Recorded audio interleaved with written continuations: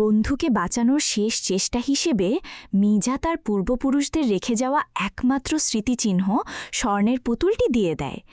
এত সুন্দর স্বর্ণের পুতুল দেখতেই বদমাশ সিইওর চোখ লোভে চকচক করে ওঠে। মিজার পূর্বপুরুষরা যুগ যুগ ধরে দুর্গম পাহাড়ে বসবাস করে আসছে।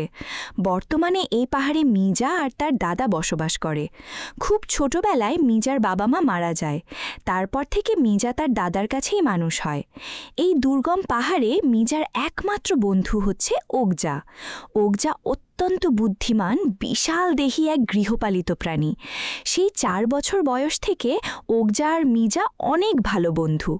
পশু হওয়া সত্ত্বেও ওগজা আর মিজা দুজন দুজনের সকল অনুভূতি বুঝতে পারত। তাদের মধ্যে এতটাই আন্ডারস্ট্যান্ডিং ছিল যে মিজার যখন মাছ ধরার দরকার হতো, ওগজা তখন পাহাড়ের উপর থেকে জলাশয়ের মধ্যে ঝাঁপ দিয়ে মাছ ধরতে সাহায্য করত। মিজার যখন বড় কোনো গাছ থেকে ফল পেড়ে দেওয়ার দরকার হয়, ওগজা তার বিশাল দেহ দিয়ে গাছে ধাক্কা দিয়ে ফল পেড়ে দেয়। তাদের মধ্যে ভালোবাসার কোনো কমতি ছিল না। মিজার ঘুম পেলে ওগজার বিশাল দেহের ওপর আরামসে ঘুমিয়ে যেত। তেমনি ওগজার কোনো সমস্যা হলে মিজা খুব সহজেই বুঝতে পারত। ওগজার পায়ে কাঁটা বিঁধলে মিজা খুব সহজেই কাঁটা তুলে দিত। এভাবেই হাসি আনন্দে তাদের দিনগুলো কাটছিল। ওগজা অন্যান্য গৃহপালিত পশুদের তুলনায় অনেক বেশি বুদ্ধিমান ছিল। একদিন বাসায় ফেরার পথে মিজা পাহাড় থেকে পা পিছলে গিরিখাদে পড়ে যেতে থাকে। যদিও ওগজা সময় মতো রশি টেনে ধরে মিজাকে বাঁচিয়ে দেয়, কিন্তু ওগজা তার ভারী শরীর নিয়ে বেশিক্ষণ রশি টেনে ধরে রাখতে পারে না। ফলস্বরূপ তারা দুজনেই গিরিখাদের মধ্যে পড়ে যেতে থাকে। ঠিক তখনই ওগজা বুদ্ধি করে একটি ভাঙা গাছের গুড়ির মধ্যে রশি আটকে দিয়ে মিজাকে উপরে তুলে আনে, আর ওগজা মৃত্যুভয় উপেক্ষা করেই নিচে পড়ে যায়।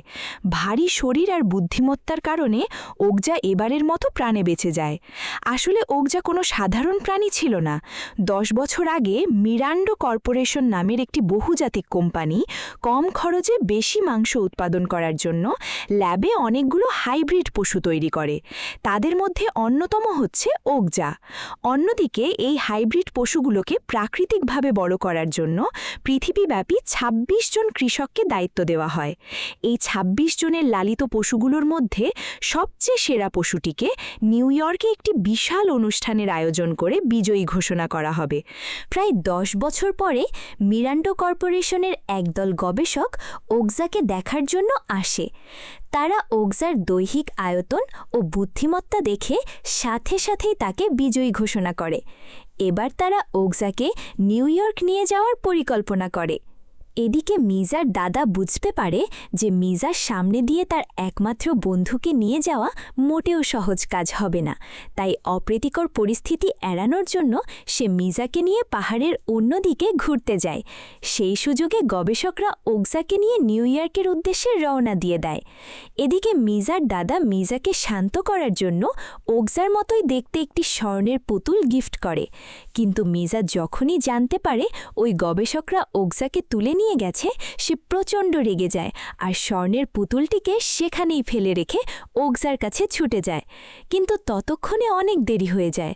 গবেষকরা ওগজাকে নিয়ে অনেক দূর চলে যায়। এদিকে নিজের একমাত্র বন্ধু ওগজাকে হারিয়ে মিজা পাগল প্রায় হয়ে যায়।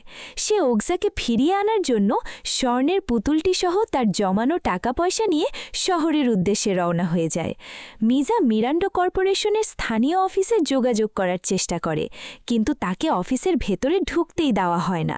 কিন্তু মিজাকে যে কোনো মূল্যে ওগজাকে ফিরিয়ে আনতেই হবে, যার কারণে সে কাচের দেয়াল ভেঙে অফিসের ভেতরে প্রবেশ করে। কিন্তু ততক্ষণে অনেক দেরি হয়ে যায়। ওগজাকে বহন করা গাড়িটি এয়ারপোর্টের উদ্দেশ্যে রওনা দিয়ে যায়। মিজা পাগলের মতো গাড়ির পিছনে ছুটতে থাকে। এক পর্যায়ে গাড়ির উপরে ঝাঁপিয়ে পড়ে। এর মধ্যেই একদল মুখোশধারী ডাকাত ওগজাকে ছিনিয়ে নেওয়ার জন্য ওই গাড়িতে আক্রমণ করে। ডাকাতরা গাড়ির মধ্যে ওগজার বাঁধন খুলে দেয়। এই সুযোগে মিজা ওগজাকে নিয়ে পালিয়ে যায়। কিন্তু শহরের অপরিচিত রাস্তার মধ্যে মিজা একেবারে দিশেহারা হয়ে যায়। সে বুঝতে পারে পারছিল না তার এখন কোন দিকে পালানো উচিত, যার কারণে তারা ভুল করে একটি শপিং মলের মধ্যে চলে আসে। তারা শপিং মলের মধ্যে দিয়ে এলোপাথারি দৌড়াচ্ছিল। হঠাৎ করেই তাদের সামনে হুইল চেয়ারে বসা এক মহিলা চলে আসে। ওই মহিলাকে বাঁচানোর জন্য ওগজা শপিং মলের মালামালের মধ্যেই আছড়ে পড়ে। এর মধ্যেই মিরান্ডো কর্পোরেশনের লোকজন ওগজার উপর বেহুশ হওয়ার ইঞ্জেকশন ছুঁড়ে মারতে থাকে, কিন্তু সময় মতো ওই মুখোশধারীরা এসে ওগজা আর মিজাকে রক্ষা করে। সেখান থেকে ওগজা আর মিজাকে নিয়ে ওই মুখোশধারীরা গাড়ি করে পালিয়ে যায়।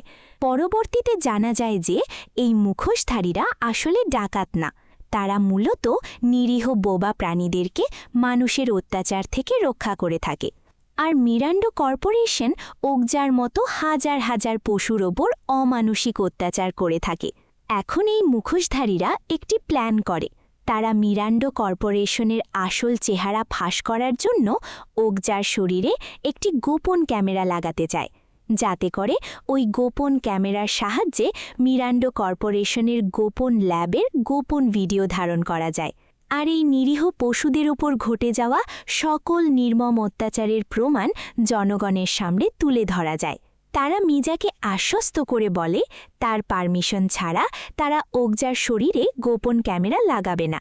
তখন মিজা তাদেরকে সরাসরি না করে দেয়, কিন্তু মিজা ইংরেজি বলতে পারত না, আর যে লোকটি মিজার কথা ট্রান্সলেট করে দিচ্ছিল সেই লোক মিথ্যে কথা বলে যে মিজা তাদেরকে ক্যামেরা লাগানোর পারমিশন দিয়েছে। এরপর মুখোশধারীরা ওগজার শরীরে একটি হিডেন ক্যামেরা লাগিয়ে পালিয়ে যায়। এদিকে মিরান্ডো কর্পোরেশনের লোকজন ওগজাকে নিউ ইয়র্কে তাদের গোপন ল্যাবে নিয়ে আসে। এই ল্যাবে ওগজার মতো আরও অনেক পশুদের ওপরে গবেষণা চলছিল। গবেষকরা পশুদেরকে খাঁচায় বন্দি করে অনেক বাজেভাবে অত্যাচার করত। প্রাকৃতিক নির্মল পরিবেশে বড় হওয়া ওগজার কাছে এখানকার পরিবেশ নরকের মতো ছিল। এদিকে এই গবেষণার প্রধান গবেষক ওগজার সাফল্যের রহস্য উদ্ঘাটন করার জন্য তার ওপরে অনেক ধরনের টেস্ট করে। এমনকি ওগজার শরীরের মাংসের স্বাদ পরীক্ষা করার জন্য অনেক অমানসিকভাবে মাংস কেটে নেয়। অন্যদিকে ওই মুখোশধারী পশুরক্ষকরা গোপন ক্যামেরার মাধ্যমে ওগজার সাথে ঘটে যাওয়া সকল অমানসিক অত্যাচার পর্যবেক্ষণ করছিল। গবেষকদের নির্মম অত্যাচার এতটাই জঘন্য ছিল যে ভিডিও দেখে পশুরক্ষকরা মুখের ভাষা হারিয়ে ফেলে। মনিটর থেকে তাদের চোখ ফিরিয়ে নিতে বাধ্য হয়। তারা সিদ্ধান্ত নেয় নিউ ইয়র্কে অনুষ্ঠিত ২৬টি পশুর মধ্যে সেরা পশুর পুরস্কার বিতরণের অনুষ্ঠানের মঞ্চ থেকে ওগজাকে চুরি করে নিয়ে আসবে। ওই অনুষ্ঠানে মিরান্ডো কর্পোরেশনের লোকজন অনেক মিথ্যাচার করছিল। ঠিক তখনই মুখোশধারীদের একজন জায়েন্ট ডিসপ্লেতে ওগজার সাথে ঘটে যাওয়া অমানসিক নির্যাতনের ভিডিও ফুটেজ চালু করে দেয়, যেটা দেখে সেখানে উপস্থিত লোকজন ক্ষোভে ফেটে পড়ে। আশেপাশের লোকজনের গণ্ডগোল দেখে ওগজা একেবারে দিশেহারা হয়ে যায়। অত্যাচার নির্যাতনে দিশেহারা ওগজা ভুল করে মিজার হাতে কামড় বসিয়ে দেয়, যেটা দেখে একজন লাঠি নিয়ে ওগজাকে মারতে আসে, কিন্তু ওগজার আঘাতের আগেই মিজা লাঠিটি ধরে ফেলে। মিজা ওই লোকটিকে বলে, ওগজা অনেক কষ্ট সহ্য করেছে, আমি তাকে আর কোনো কষ্ট দিতে চাই না। এরপর মিজা ওগজার কানে কিছু একটা বলে, আর সাথে সাথেই ওগজা আবারও আগের মতো স্বাভাবিক হয়ে যায়। তারা ওগজাকে নিয়ে পালানোর চেষ্টা করে, কিন্তু সেখানকার পরিস্থিতি স্বাভাবিক করার জন্য মিরান্ডো কর্পোরেশন আর্মি মোতায়েন করে দেয়। আর্মি তাদের উপর লাঠিচার্জ শুরু করে। মুহূর্তের মধ্যেই পরিস্থিতি অনেক ভয়াবহ রূপ ধারণ করে। মিজা সহ কয়েকজন কোনো মতে প্রাণ নিয়ে সেখান থেকে পালিয়ে আসে, কিন্তু তারা ওগজাকে রক্ষা করতে পারে না। অন্যদিকে ব্যবসায় লস এড়ানোর জন্য মিরান্ডো কর্পোরেশন সিদ্ধান্ত নেয় তারা ওগজা সহ সকল পশুর মাংস কম দামে মার্কেটে বিক্রি করে দেবে। সেই অনুযায়ী কসাইখানায় একের পর এক পশু হত্যা করা শুরু হয়। মিজা আর মুখোশধারীদের সর্দার ওগজাকে বাঁচানোর শেষ চেষ্টা করার জন্য মিরান্ডো কর্পোরেশনের কসাইখানায় চলে যায়। সেখানে হাজার হাজার পশুদেরকে জবাই করার জন্য প্রস্তুত করা হয়েছিল। পশুদেরকে অনেক নির্মমভাবে কসাইখানায় নিয়ে যাওয়া হচ্ছিল।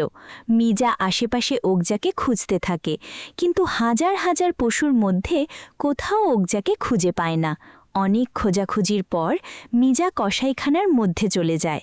সৌভাগ্যক্রমে কসাইখানার মধ্যে ওগজাকে হত্যা করার ঠিক আগের মুহূর্তে মিজা সেখানে পৌঁছে যায়। মিজা তার সাথে থাকা ওগজার ছোটবেলার একটি ছবি কসাইখানার জল্লাদকে দেখায়। পেশাগতভাবে লোকটি জল্লাদ হলেও মানুষ হিসাবে অনেকটা দয়ালু ছিল। সে ওগজার ওপর থেকে অস্ত্র সরিয়ে নেয়। ঠিক তখনই মিরান্ডো কর্পোরেশনের সিইও সেখানে পৌঁছে যায়। সিইও অনেক বাজে মানুষ ছিল। তার কাছে জীবনের কোনো মূল্য নেই, টাকাই তার কাছে সব। সে কোনো মতেই ওগজাকে যেতে দিতে রাজি হয় না।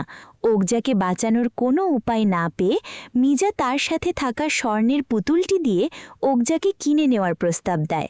স্বর্ণের পুতুলটি দেখে সিইওর চোখ লোভে চকচক করে ওঠে। সে বুঝতে পারে যে স্বর্ণের পুতুলটি ওগজার বাজার মূল্যের চেয়ে অনেক বেশি দামি, তাই সে ওগজাকে মিজার সাথে যেতে দিতে রাজি হয়। কসাইখানা থেকে বের হবার সময় দেখা যায় যে ওগজার মতো হাজার হাজার পশু মৃত্যুর জন্য প্রতীক্ষা করছে। ঠিক তখনই একটি মা পশু নিশ্চিত মৃত্যু জেনেও তার বাচ্চাকে বাঁচানোর জন্য শেষ চেষ্টা করে। ওগজাকে বাইরে যেতে দেখে তারা তাদের একমাত্র বাচ্চাকে ওগজার দিকে ঠেলে দেয়। গার্ডরা ঘটনাটা লক্ষ্য করার আগেই ওগজা তার মুখের ভেতরে ওই বাচ্চা পশুটিকে লুকিয়ে নেয়। আসলে মা তো মাই হয়, সেটা পশুদের মা হোক অথবা মানুষের মা। জীবনের শেষ মুহূর্তে এসেও সন্তানের সুখের জন্য সর্বোচ্চ দিয়ে চেষ্টা করে। এরপর মিজা ওগজাকে নিয়ে আবারও পাহাড়ে চলে আসে। তাদের জীবন আবারও স্বাভাবিক হয়ে যায়। ছোট্ট বাচ্চাটি আবারও নতুন করে তার জীবন শুরু করে। বন্দি দশা থেকে মুক্তি পেয়ে বাচ্চাটি যেন স্বর্গরাজ্যে ফিরে এসেছে। অন্যদিকে দেখা যায় যে ওই মুখোশধারীরা আবারও মিরান্ডো কর্পোরেশনের অত্যাচারের হাত থেকে পশুদের রক্ষা করার জন্য একজোট হয়ে যায়। তারা তাদের পরবর্তী মিশনের প্রিপারেশন নিতে থাকে। এখানেই মুভিটি শেষ হয়। আসলে টাকা পয়সা দিয়ে জীবনে অনেক সম্পদ অর্জন করা যায়, কিন্তু সত্যিকারের বন্ধুত্ব বা ভালোবাসা অর্জন করা সম্ভব হয় না। বিপদের বন্ধুই হচ্ছে প্রকৃত বন্ধু। মানুষের জীবনে সম্পদের গুরুত্ব অনেক, তেমনি বন্ধুত্ব এবং ভালোবাসার গুরুত্ব অনেক বেশি। তাই জীবনে সুখী হতে হলে বন্ধুত্ব ও ভালোবাসার প্রতি গুরুত্ব দেওয়া অনেক জরুরি। ধন্যবাদ সবাইকে।